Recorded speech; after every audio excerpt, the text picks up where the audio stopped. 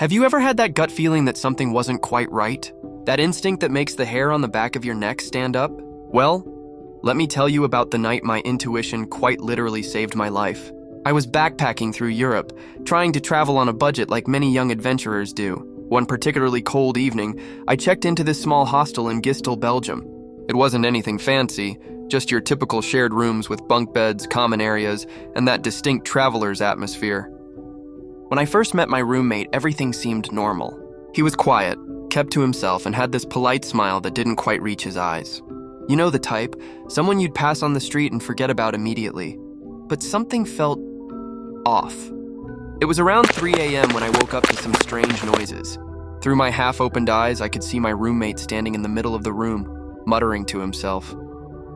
He was methodically arranging something on his bed, what looked like various sharp objects catching the dim light from the street lamp outside. My heart started racing. Every survival instinct in my body was screaming at me to get out of there, but I knew I had to stay calm. I pretended to be asleep while carefully planning my next move.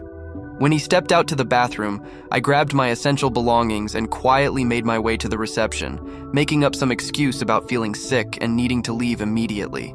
The receptionist probably thought I was crazy, but I didn't care. I spent the rest of the night in a 24-hour cafe, trying to convince myself I was just being paranoid. 2 days later, I was sitting in another hostel in Brussels, scrolling through the local news on my phone when my blood ran cold.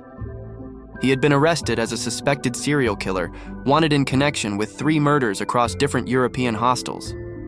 The police report described his typical method: checking into hostels, selecting his victims, and attacking them in their sleep.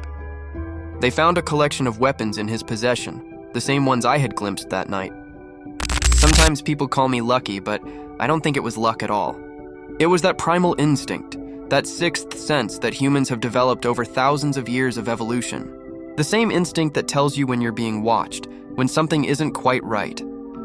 So next time you get that inexplicable feeling of unease, that gut instinct telling you to run, listen to it. Because in my case, that instinct was the thin line between becoming another statistic and being here to tell this story today. That night in Gistel taught me something valuable. Our intuition isn't just some random feeling, it's our subconscious mind picking up on subtle signals that our conscious mind hasn't processed yet. And sometimes listening to that inner voice can make the difference between life and death.